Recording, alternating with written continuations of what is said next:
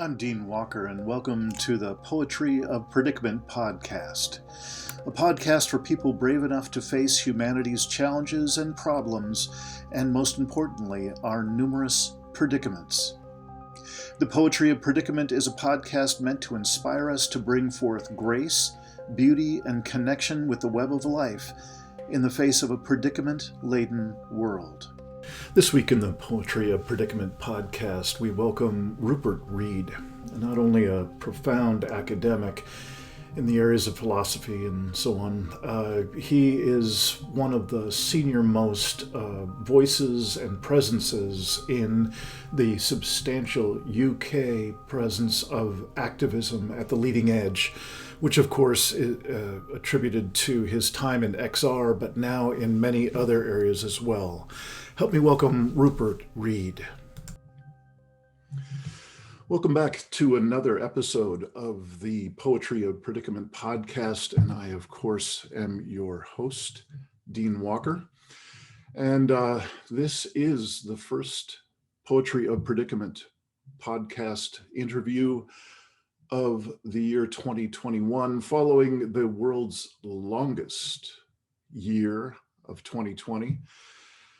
And I wish I could say that I'm looking ahead to a year full of hope and change and positivity.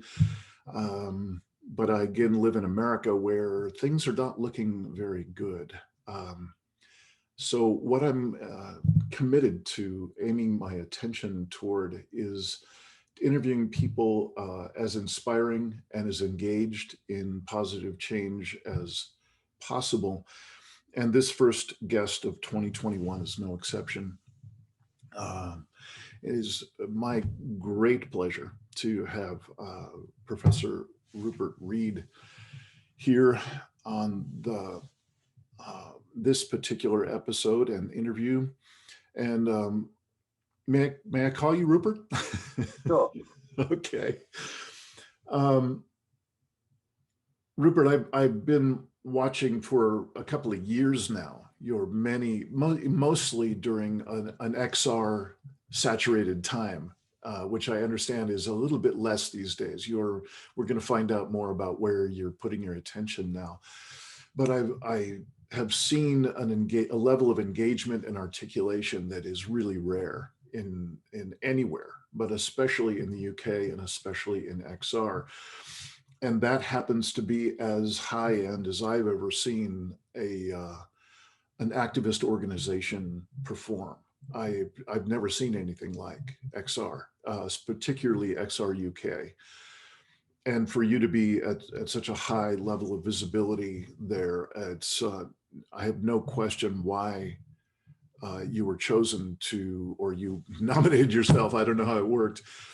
But I have no question why you landed there, because your abilities are extraordinary to be able to make the most complex and daunting circumstances in human history somehow accessible to people, and to do that without further traumatizing them. It's really quite a gift. So I'm excited to revisit a bit of that and get a little bit of your history and context for our conversation today. And then at some point, fairly soon on, we're going to be talking about what you are engaged with now. And there, as we were just talking before recording, there seems to be so much overlap that I'm just really beside myself with being able to hear at depth what you're up to and what the various folks that you're gathering together for the projects these days, what you're creating together. It sounds, with what little I know, it sounds like something that really has another dimension of inspiring to do. And particularly when we were talking about your parenting project, we'll get there, and I'm particularly excited about that. So Rupert Read, welcome to 2021. Welcome to the Poetry of Predicament podcast, and thanks so much for coming to speak with us. I'm wondering if you wouldn't mind starting by filling in the many gaps that I left. If there's any way you'd like to be known that I haven't mentioned, would you start us out by telling us a bit about how you'd like to be known? Well, thank you, Dean. A really kind introduction. I'm really glad to be here. Perhaps one thing which would be useful to add into the mix of what you've said so far is that I come at this with the perspective of someone who is periodically really gripped by climate anxiety or eco anxiety. I mean that, like I imagine a number of your viewers and listeners, it's something that sometimes I really suffer from. It's not just an academic matter. It can get to the point sometimes where it invades my dreams, and where it causes sort of knock-on problems of anxiety and depression. Um, and I've been talking about this in my talks for the past few years, but I want to stress it particularly now because it's something which has been affecting me off and on over the past few months, quite seriously. And what it's brought home to me is that as we move into the decade of the 2020s now, um, this is a coming thing. There really is going to be, I'm afraid, a huge, huge wave of of um, mental ill health or mental challengingness, um, spiritual emergency, and so forth because of this. And those of us who are suffering from it now, we're actually the lucky ones because we're getting to suffer from it while society is still relatively stable. The likelihood is that our societies are going to come under a lot more strain in the next few years. Um, yeah, so I wanted to put that out there up front as part of the context for our discussion, that if someone's listening to this feeling sometimes that this is very, very real, and that they're not even sure they can deal with it, then I want to say to that person, well, you're not alone, because I'm sometimes in that situation Mhm. too. And really one of the things we need to do with these conversations is to create the context for more people to be able to talk about these kinds of difficulties and face them together. Because when we do face them together, and especially when we start to act accordingly, that's actually when they start to become more manageable. Yeah. Well, I appreciate you starting there. It's rare, all too rare, that anyone just brings up the issue at all, much less in a self-disclosing way, as you just have. Because I'm with you. I'm with you that there is no messing around with this one. This is the largest mental health, Yeah, emotional health, psychological health, psychospiritual health um, issue era in human history, and yeah. there's no way to avoid what sounds like hyperbole, but it is the real deal. So I really It's do appreciate absolutely you. the real deal, and we have to start talking about it. We have to start acting on it. We have to start preparing around it. Yeah. If there's anyone watching, for example, who happens to be in medicine or in education or in government, um, this is going to be something, the mental ill health epidemic that we've seen because of inequality and because of COVID is really small fry compared to what is coming. Yeah. And people in a number of disciplines in areas of society need to start reckoning with this Yeah. as part of the challenge of the 2020s, and also as yet another reason for acting much more seriously as a species and as societies than we have done so far on the ecological and climate long emergencies. In other words, something which people perhaps haven't fully thought through yet. People, for example, there's a lot of people out there who are very concerned about mental health. And to those people, I say, if you're concerned about mental health, and for God's sake, get busy now on joining us in the various kind of campaigns and movements and so forth, which are trying to rein in or make less bad the climate and ecological emergencies, because this is going to be the key driver, and it's going to emerge more and more into the forefront, almost certainly as this decade progresses. Yeah. Yes, and it's interesting. I have not taken that track. For me, the vast majority of people I'm talking with, they're as engaged as they're going to be in terms of activism and so on.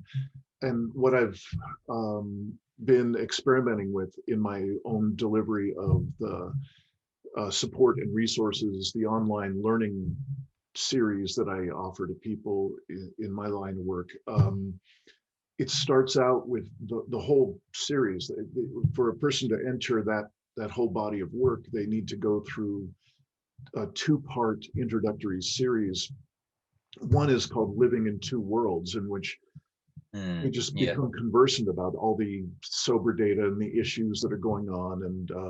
And I show a couple of clips of Greta Thunberg doing her beautiful usual job of just blasting the truth into everyone's view, and then asking, what is it that has us be able to normalize and numb ourselves even to a message that is this clear? And so the second introductory series is entirely about, it's called Resilience, and it includes self-regulation, co-regulation, all the basic skills and capacities that one might want to take on from the very most beginning level of exposure to the collapse-aware community and conversation, all the way to the more advanced levels that you and I are talking about, where when we get to this level, even though we may have a substantial personal practice, psycho-spiritual practice, to be able to increase our capacities to be present in the face of larger and larger stressors. There's, as you were just so kind to share personally, there's no way to avoid at this level, really at any level, the occasional just being washed over by the scale of the next, if it's the bad news about an Earth system, or it's the bad news about a human system that has been further decimated by what we're up to. There's that sounds like such important work that you're doing there, Dean, and that's another reason I'm so glad to be having this conversation with you here today. And one thing it reminds me of, and I know this is not a coincidence as far as you're concerned, is Pema Chodron. I've just been rereading her book, When Things Fall Apart. And that book, of course, is primarily intended as a sort of very kind of hardcore spiritual guide to taking seriously personal psychological crisis. And she talks a little bit about broader societal crisis. But I think we could really think about, rethink that title in the context of what you and I are talking about here. When Things Fall Apart, that is what is going to be happening societally and globally to a much greater extent than it has done so far during this decade.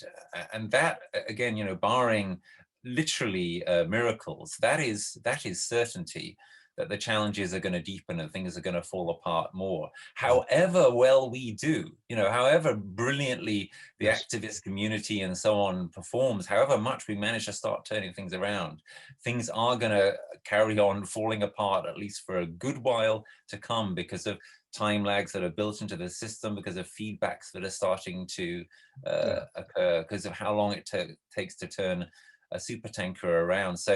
So when things fall apart, well, that's where we are. And of course, the microcosm and the macrocosm, cannot be separated.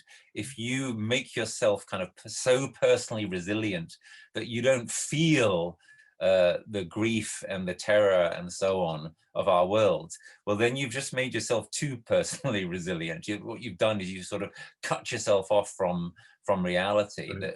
The real horrible, beautiful challenge is, can you remain present to the full awfulness of that reality without completely falling apart? Can you Yeah. be realistic enough to actually respond to and be involved with our fellow humans and our fellow species that are in trouble and that are in pain? Right. And someone who, as I say, is, as it were, so resilient that they just cut themselves off from everything, that person is no use to anybody. Yeah. Yeah, I'm with you. It's the words that came to mind when you were saying that was existential bypass. Mm, You get mm, so Teflon, so anti-stick that yes, that yes. really it becomes just an extraordinary level of numbness. That anyway, I'm curious. There's one piece of that resilience series that where I shift from seeing resilient skills and self-regulation and so on as more or less a mental health first aid level of skills, a skill set that can be learned in a high school gymnasium where we're sleep, me and my family are sleeping during the hurricane that's going on and so on. Right. Um, and when we have a little bit of space, when we still live in our home and we still have some normalcy, we still have some amount of space in which we can practice individually and as a family, as a neighborhood, and so on. The next level deeper of resilient skills. What comes to mind is Transformational Resilience, book written by Bob Doppelt. I'm curious if you know about Bob's work. Well, I'm aware of it, but I confess I haven't read more than a few fragments. Yeah, I think it's worthy of including it in both your work that you're creating Yeah, and my own, yeah, because it does imply that some of us will decide to kind of uh, front load yeah. the imminent collapse that is coming, in various dimensions of our lives. And I think Bob does a really great job of I a little you know now that I'm a little skeptical of the use of transformational, but I think where he goes with it, the depth of his suggestions of resourcing, of what he calls purposing, finding, orienting people toward a life purpose that has been re-explored at a new level, given whatever it is that they're preparing for. Somebody's Yeah. preparing for something if they're reading that kind of book. So enough about Bob for now. That's a useful skill set that we'll either include or we won't. But one of the reasons I wanted to reach out and speak with you, Rupert, is that your work these days is including a similar term. We were just talking about transformational Yeah. resilience as a skill set, a bit deeper than the first aid level. And you've been friends with and I think you're co-creating some, perhaps it's a book or something you could tell us about, with Jem Bendell and his deep adaptation project, which, full disclosure, I've been a volunteer moderator in the deep adaptation forum since he started that up, and pretty well involved there. But what really drew me to want to speak with you is both your parenting project and what you're now calling transformational adaptation. Yeah. And that really got my ear Yeah. because of my now decades long engagement with transformation based training. And I'm so curious how, if you wouldn't mind talking a bit about what is that? So there are basically three kinds of adaptation. Firstly, we've got what the United Nations calls incremental adaptation, and that means adapting bit by bit. So the example I like to use is if you've got flooding on a river or on the sea, and of course the flooding is going to get worse and the sea level is going to rise, you just build higher and higher flood defenses to try to cope with it. And this is, of course, never going to work. This is brittle. Eventually, it's going to fold. And in fact, incremental adaptation can be worse than nothing if it gives us the illusion that we can carry on perpetuating the kind of society that we're living in right now. Mm. No, as the title of my little book has it, which has made a bit of a splash, this civilization is finished, by which I mean not that we are absolutely bound to collapse, at least not in the form of massive loss of life, total destruction of everything. I don't think we know the future to that extent. I think that collapse appears more and more likely, but cannot be regarded as certain. Now, what I mean when I say this civilization is finished is that what is certain is that we cannot go on as we are doing. And that the longer we try to go on as we are doing, the more certain it is that we will collapse. So incremental adaptation can actually be worse than nothing. Now, the UN and some academics then started talking about transformational adaptation. And what they had in mind is a more systemic, a more kind of full spectrum form of adaptation. And that sounds really attractive. And basically what myself and my colleagues in the think tank I co-founded, Greenhouse, a few years ago, what we started to think is, look, actually, yeah, we really do need to face up to climate reality. We need to face up to the reality that this civilization, as it's in its current form, anything like its current form, has a sell-by date. It's not going to go on indefinitely. We need to be serious about adapting to the climate change that is here and that is baked in. And we came up with this phrase, facing up to climate reality, and the subtitle of the book, Honesty, Disaster and Hope. And in this book, we set out the agenda for what we started calling transformative adaptation, where what we're trying to do is take the UN concept of transformational adaptation and turn it into a reality and say, you know, what would it actually look like to make big enough changes in society and in ourselves that if collapse occurs, we're ready for it. And maybe, just maybe, we might be able, by making these changes swiftly enough and by mitigating and so forth, maybe we might even be able to head it off.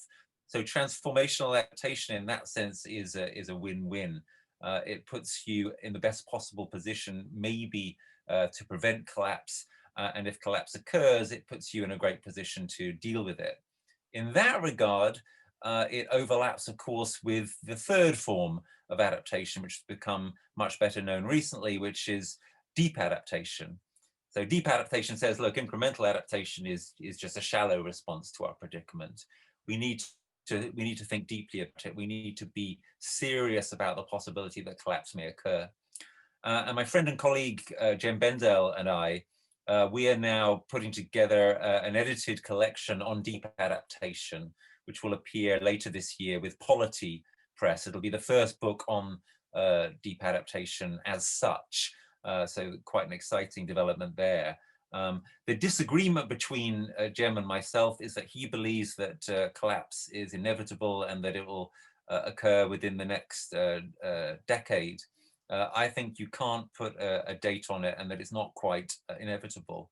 But where we completely agree is that deep adaptation is absolutely called for and essential because collapse, well, because it's likely, but also because if collapse occurs and you haven't prepared for it, at the very least psychologically, and hopefully much more thoroughly in terms of, you know, building resilience and readiness and so forth, then it'd be far more catastrophic than if collapse occurs and you are prepared for it.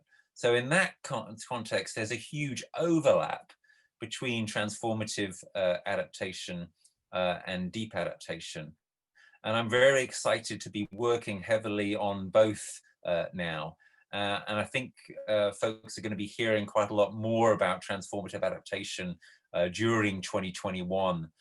For example, I've got an article appearing on it later this month in Permaculture magazine, which is quite exciting. And that will hopefully be the beginning of a series of articles in Permaculture magazine on transformative adaptation. The editor, Maddie Harland, is very excited by the idea, because one of the things which is important and useful, I hope, about this concept of transformative adaptation is it's a sort of frame through which we can understand some things which have been starting to happen already anyway. You know, a lot of what's going on in permaculture and in agroecology and in the transition towns movement, and some of what's been going on also in movements like Extinction Rebellion, insofar as they've been prefigurative and regenerative. And insofar as they are telling us a message which I think is hugely important, and obviously you've mentioned that I've been heavily involved in Extinction Rebellion in the UK, and one of the reasons why is because of Extinction Rebellion's uncompromising recognition that we're going to need non-violent direct action where we're going in order to head off the worst excesses of what's currently going on, but also, and this is what I would underscore here in this conversation, also in order to make possible the creative responses to it which we need. So for example, if you think about the transition towns movement, often it's been hobbled by unwillingness by local or central government to enable the kinds of projects, the kinds of food projects or whatever that the transition towns folks, of whom I'm one, have wanted to undertake. And in our version of transformative adaptation, we say, okay, so what we need to do is we need to marry the kind of transformative adaptation type response that you see in, say, the transition towns movement and permaculture. We need to marry that with some of the tools that Extinction Rebellion have used, and we need to make it possible to do things like maybe create pop-up allotments or guerrilla gardening on a large scale, and actually defend these things. So use the tools of nonviolent direct action, not just to protest, but to start to co-create the kind of future that we need, and that could even yet, as you and I know, Dean, be in many respects a better future than the society we currently have. Yeah. Again, I just really appreciate that that overview of what you're meaning by using the term transformational adaptation. And what started to show up for me as you were describing that, especially that last segment about nonviolent direct action in communities, and how the word presencing I use a lot in my work, and I also, as I've mentioned before we got going with the recording, I mentioned that I really hold the notion of transformation as something quite extraordinary. It is not the same as change. It is not the same as building community. It's not the same as working on our communication skills or any resilience skills and so on. My work, being so immersed in the notion of transformation, has really given me a solid respect for what it takes, because no matter which way we're looking right now, as I think you've laid out for us pretty clearly, if we don't prepare ourselves, we continue in a business as usual fashion, we're guaranteeing ourselves an immense amount of suffering and loss. Yeah. And if we somehow come together at scale and agree that change is needed, much has been like what's been called for now for 40 years running, and the bulk of that, though, year after year meetings of, the COP meetings and so on, where there's been no changes except the intensification and acceleration of many of the important metrics that we're talking about in terms of the sober data here. And so if we're going to make inroads in that, it seems pretty clear to me that it's not going to come from yet another fancy layout of the sober data. it's been done, and it's clear that it's not making a difference. That what it's actually doing is building our collective ability to numb ourselves and distance ourselves from that, being impacted by that material. Yeah. So what I'm hearing, again, the interpretation I put on what you just said, like what are some of the intentions of that marriage of a couple of very potent ways of being an activist in a community, is it kept showing up as presence. And what my dear friend of mine, Deb Ozarko, calls it in her book, Beyond Hope, activated presence. And Yeah. how that shows up is not being lectured to, by these informed activists who are going to come and teach us all about the bad things that are happening and how we need to change our lives, which again, we all know is doing the opposite of what we wanted to be doing. It's just not working. So if we shift to this activated presence, in this case, nonviolent direct action as a substantial part of it, what you have is people who are just people in the community coming together with best of intentions and presencing themselves in the community in a way that can invite, at least invites waking up. It at least invites engagement. Absolutely. And it's clearly, clearly the crisis that we are in is inter alia a spiritual crisis. That it's harder and harder each day that goes by for anybody to avoid that. I take a little bit of hope here from the incredible success a decade ago of the film Avatar, the biggest grossing film of all time, which was based around a really quite remarkable transformational hero's journey with a very clear eco-spiritual, broadly sort of pantheistic kind of message. But what I'd like to also add to what you've just said, Dean, which I found very powerful and correct, is that this also needs to appear very clearly in public presentations of our movements. And it has started to do so in the last few years, really for the first time. I mean, for a very long time, the so-called environmental movement, it's a terrible phrase, environmental movement. It's exactly a lot of the reason for the problem that we're in is that we have this concept of the environment, which is a dead thing and it's sort of nothing to do with us. And so we could talk about the linguistics of this, but rather than go into that, what I want to say is the so-called environmental movement for such a long time basically shied away from telling the truth, was not willing to confront people with the bitter reality, focused on kind of policy wonk types, solutionizing, telling a kind of positive story of how everything was going to change and everything was going to be fine, and nothing therefore really was going to change. Finally, in the last few years, that was all kind of broken through, and it was broken through by Extinction Rebellion and by Greta Thunberg and the school climate strikers. And how did we do it? Well, one of the main ways we did it was by a real kind of bluntness in communication and an emotional authenticity in communication. So if people watch some of my work on the BBC or other TV channels in the last few years, that's, I hope, something that you'll see.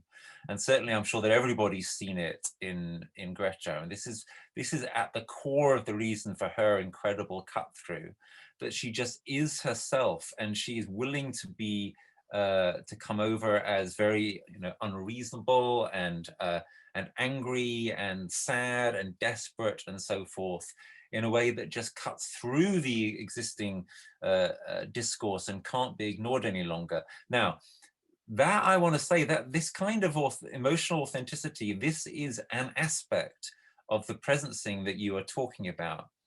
And my belief is this, and this is something which I find quite encouraging. My belief is that we've only just got started with this. Yeah. I actually think that there is way, way more power to access here. And I believe this for a number of reasons. I've experienced some of it.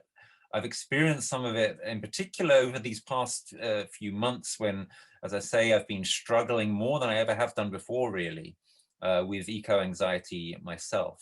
Yeah. And I've been really realizing that when you manage to confront the bitter reality of where we're at, and when you manage to tune into the vast love that you have for nature and for your children, or in my case, your nephews and nieces, and so forth, then something starts to surface, which, as I say, I think we've only seen the beginnings of as yet. And this is why I'm so excited about my book that's appearing very shortly, Parents for a Future. And what this book imagines is adults, parents, uncles, aunts, etc., really coming into their power, really coming into our power as not just political, but spiritual and emotional beings who are no longer able to outsource their hope to scientists or governments or politicians, people who realize, as more and more people are realizing, no one is riding to the rescue.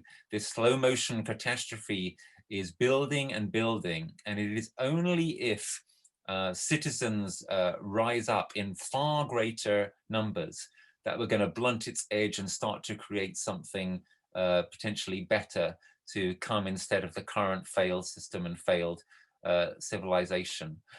And I believe very passionately now, on the basis of my experiences, my personal experiences, my experiences in Extinction Rebellion, my experiences writing this book, my experiences talking with parents and their children, including people who are, very, very desperate, children in the school climate strikers movement. My belief is that the time is now right for parents, for adults, for those who take seriously the next generation and the reality that we are co-creating. The time is right for us to rise up, as the children have already risen up, and that if we do that, then a new power will be entering into the world.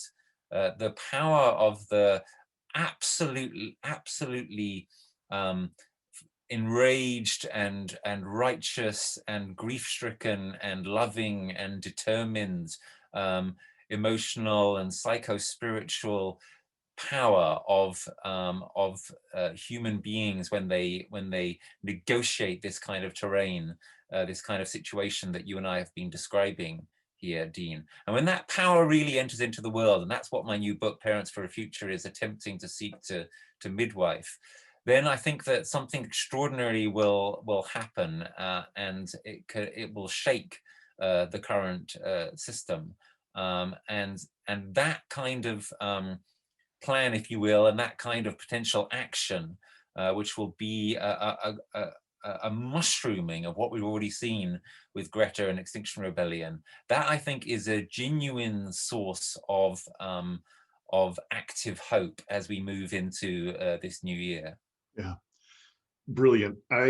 Yes, I can't wait for your book, and I look forward to many more conversations with you and with any of your comrades putting together this project. I will be including a number of different links to both the Take My Hand conscious parenting in a time of stolen dreams program that I've got going on, and Yep. also a number of the parents and children articles and interviews that I post there, that because I think each one is a stellar exemplar of exactly what you're talking about. There's this whole cultivation of what I'm been told to call the implicit senses in ourselves. So this is not what you and I are both talking about in terms of the authentic expression of emotion as a part of powerful expression Yeah. into a community. It's actually a layer back from just touching our emotions, because most of us are not very much in touch with our emotions and not really skilled at including that in an authentic way in a public speaking's tough enough, without having to crack one's heart open and authentically express. But Yeah. there's another dimension behind that, and that is those implicit senses, and has to do with the energetics of that kind of exchange, that kind of relatedness. So I just want to point to those elements as sort of previews of coming attractions on this track for anybody who's watching this, if they want a deeper dive for the moment until your book comes out, until I'm hoping that I'll be able to speak with yourself or anyone else in the organization that might be you're putting together to get this word out. Mm. I think we're talking about tapping into something that is truly possibly transformative, Yeah. and Yeah. something that is really the ultimate in existential level anchor that we would want to resonate. Yeah. Because what is the most positive and essential element that can resonate in a community if we want to get that kind of resonance and actually invite transformation? And that would be how we are with our children. Yeah. The Yeah. whole, I think you're onto an extraordinary track to be able to call on parents, call on grandparents to do this. If it is truly transformational, it will take courage for them to do this. Oh yeah. I Yeah. wish it was just something that we just tap their knee and reflexively everything just happened. But I think this is really what I hear you inviting them. And I Yeah. haven't read your book yet, so I don't know. I don't mean to be No, presumptuous. you're basically keying into it very well. It's my book is saying, look, what are we as mammals, as primates, as human beings, if we are not our care for the future, our love for our children? And I think Exactly. that, the thing which is exciting about this is that this is an idea which is incredibly widespread and makes massive sense to virtually everybody in the whole world. This is not some kind of niche thing. This is not just about environmentalists. And we're getting to the point now where more and more parents are realizing that they're going to have to step up. That more and more parents are realizing, it's very painful realization, are realizing that they can't protect their children anymore by doing things like giving them a nice savings account and getting them into a nice school and so on. Mhm. That during their own lifetimes, or certainly during their children's lifetimes, these things are coming to a head, and that if that love is to be real and is to be manifested, well, that's really going to have to involve, as you say, a transformational commitment. And I think when you start to get thousands and tens of thousands and millions of parents, lining up in front of TV cameras, whatever it is, saying, I'm doing this, which might be, say, going on strike. I'm doing this because I know that if we carry on our current trajectory much longer, then my child doesn't have a future. Yeah. And they start admitting that to themselves and finding ways of expressing that authentically to the world at scale. As I say, a new power is entering into the world, and we do not yet know just how huge the transformation that it will wreak will be. But we have reason to be somewhat hopeful, because Yeah. it's going to be an incredible power. Yeah. Rupert, I'm curious. We've covered a lot of ground, at least an inch down into that ground, and there's so much more depth we hopefully will cover in subsequent conversations. I'm wondering if you could give us a little bit of a sense of the timeline of these couple of projects. One that you mentioned on transformational adaptation with Jem, and whatever you're doing on your own with that. And then also this Parents for a Future conversation and book and possibly project. I'm wondering if you could give us a sense of what the timeline might be. How Absolutely. can people find out? How can they Yeah. stay in touch with your progress with these Yeah. projects? Sure, thank you for that. So in terms of Parents for a Future, the book appears on January 21st, so imminent now. And it's fairly it's pretty affordable. It's a nice readable short book, the kind of book people like these days. Um, and as you imply, the hope is that the book is going to play a sort of midwifing role, to use a metaphor, in helping the parents movement, which is already there, already exists, helping that to scale up and to take greater shape in 2021 and in the decade to follow. But 2021 is going to be a crucial year, of course, because we've got the climate COP this year in the UK, which was delayed a year, of course, because of COVID, and because with vaccines coming, you're going to get some sort of post-COVID recovery. And if that recovery is done in the wrong way, and the signs so far are mostly that it will be done in the wrong way, although there are some good signs, such as, for example, increase in cycling, reduction of commuting, more use of teleconferencing and so on. The signs so far are on balance not that great. If the recovery from COVID is done in the wrong way, that really is, game over for any chance of achieving the decade's climate goals. This is an absolutely critical year, and my hope is that this nascent parents movement will form itself around this year, around the challenge of how we come out of COVID, around the challenge of the COP. And by the way, I've got a very particular suggestion in relation to the COP, which is this: the COP is going to fail us, the climate COP. It's not going to produce, there is no way it is going to produce an adequate response to the vast challenge that confronts us.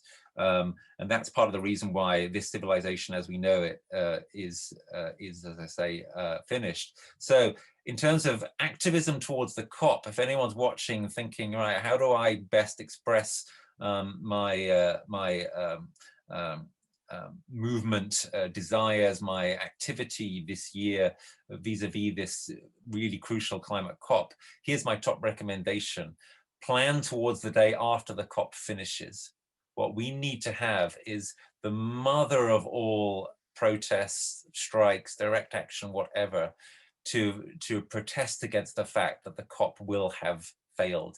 And I mean that even if they come up with an agreement, which they may well do, the agreement will not be adequate. The agreement will not be such as to put us on a kind of still theoretically possible path to stop climate-driven societal collapses. So that's my my practical suggestion on activism vis-a-vis the COP. In terms of transformative adaptation, as I say, I've got a piece coming out in permaculture soon, and that will be the first in a series of pieces in that excellent magazine.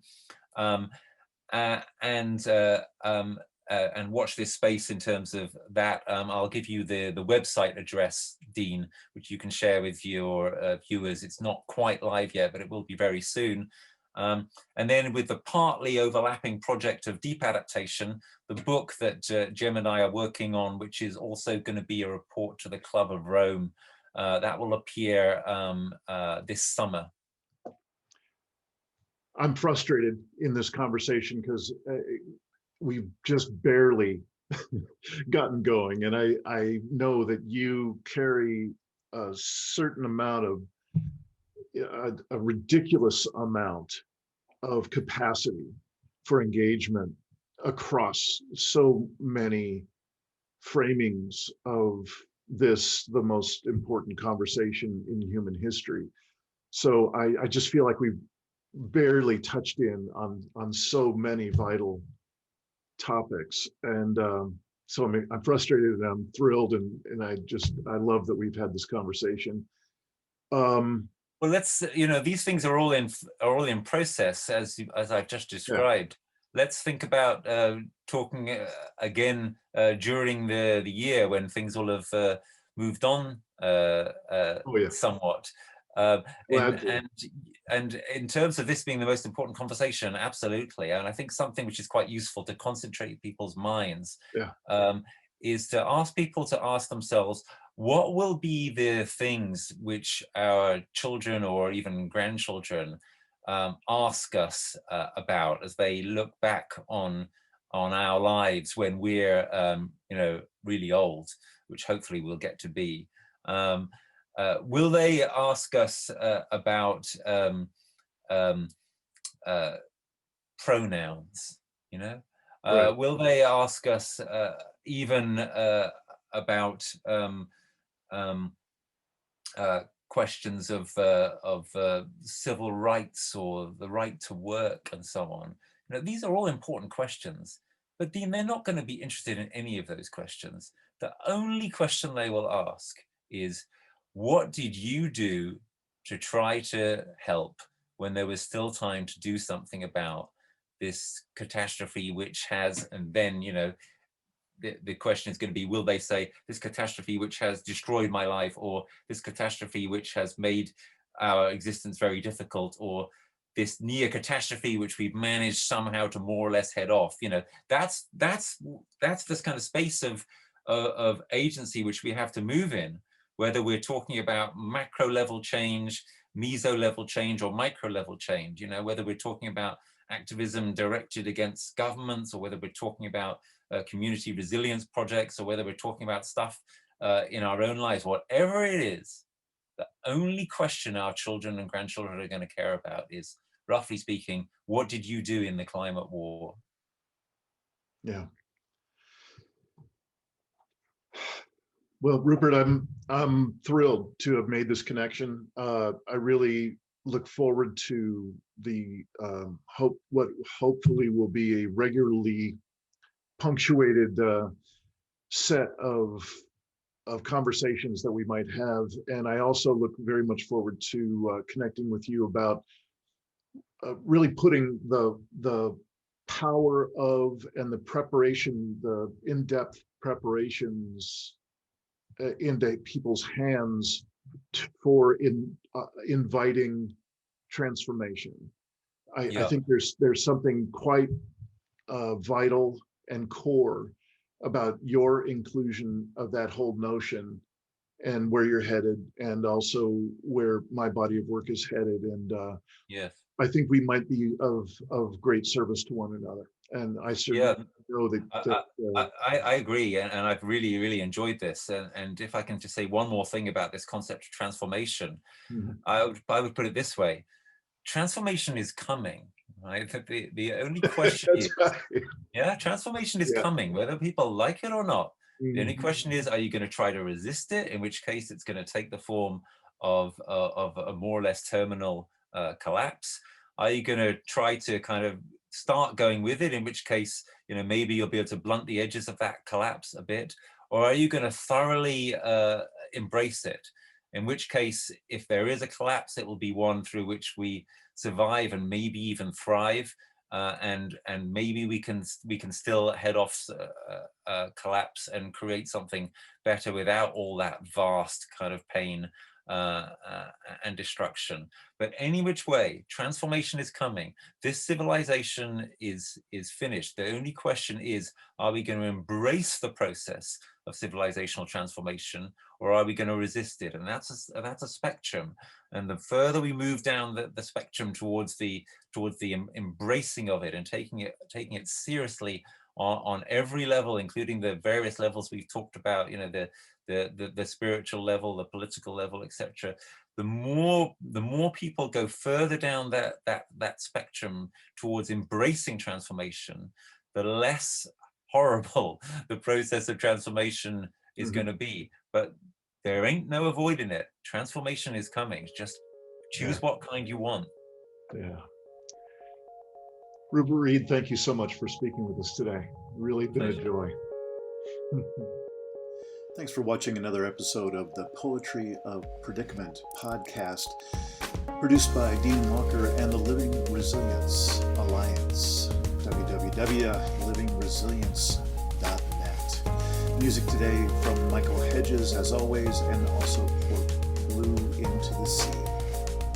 Also available on our website, www.livingresilience.net, is a wide array of articles, online learning series, arranging group and individual resilience coaching, and sign up for our every other Tuesday free support group that we call Safe Circle Calls.